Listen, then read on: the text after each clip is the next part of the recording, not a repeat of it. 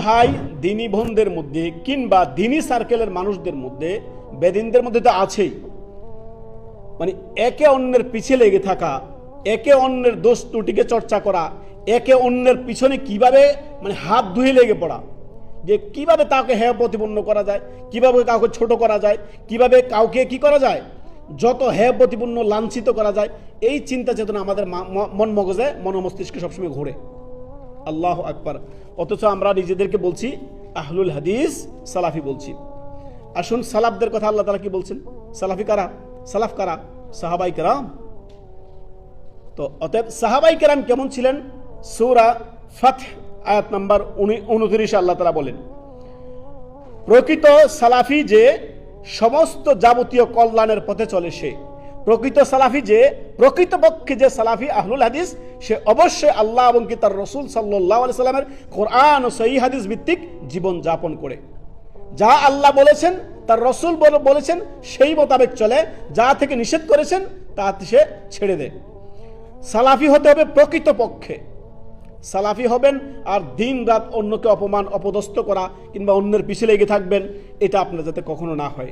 কোন দিনে ভাই বোনের জন্য উচিত নয় যে আপনি মুসলিম ভাই বোনের কোনো দুষ্টটিকে আপনি চর্চা করবেন বা তার পিছনে আপনি ছুটে থাকবেন। সূরা হুজরাত পড়ে দেখেন, সমস্ত মানব জীবন পরিবর্তন হবে সূরা হুজরাত পড়লে। আল্লাহ তাআলা নিষেধ করেছেন, যে আল্লাহ বলেছেন ইন্নামাল মুমিনুনা ইখওয়াতুন, যে মুমিনরা পরস্পর কি ভাই ভাই ভাই বোন। অতএব যখন আপনি আমাকে ভাই মনে করবেন তখন আর এমনটি করবেন মোটেও না। আপনি তো আমাকে দূরের মনে করছেন, যে আমার কিছুই না সে। এই কিছুই না মনে করে আপনি কি করতেছেন? এখন তার গীবতকে হালাল করে নিয়েছেন, তার পরনিন্দাকে। কেউ একজন উপরে উঠতেছে, টেনে হেসে তাকে নামাও না, এমনটি কখনো করবেন না। সতর্ক সাবধান। প্রকৃত সালাফি সেই যে যাবতীয় কল্যাণের পথে চলবে। প্রকৃত সালাফি আহলুল হাদিস সে যে কোরআন সহিহ সুন্নাহ ভিত্তিক সালাফে সালিহিনের আকীদা মানহাজ অনুযায়ী তারা জীবন যাপন।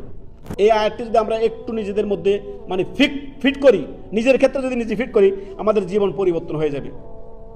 অত্যন্ত সুন্দর মেসেজ। আল্লাহ রাব্বুল আলামিন বলছেন, মুহাম্মদ সাল্লাল্লাহু আলাইহি সাল্লাম এবং তার সাথী সঙ্গীরা সাহাবায়ে কেরাম কাফেরদের ক্ষেত্রে অত্যন্ত কঠোর ছিলেন, তবে নিজেদের মধ্যে তিনারা ছিলেন অত্যন্ত সহানুভূতিশীল। মুহাম্মদুর রাসূলুল্লাহ ওয়াল্লাযীনা মাআহু, মুহাম্মদুর রাসূলুল্লাহ এবং তার সাথী সঙ্গীরা আশিদ্দাউ আলাল কুফফার, কাফেরদের ক্ষেত্রে অত্যন্ত কঠোর, অত্যন্ত কঠিন ছিলেন। তবে আপসে নিজেদের মধ্যে রুহামাউ বাইনাহুম, নিজেদের মধ্যে অত্যন্ত সৌহার্দ্য, সম্প্রীতি, সদয়, সহনশীল, হিতাকাঙ্ক্ষী ছিলেন একে অন্য।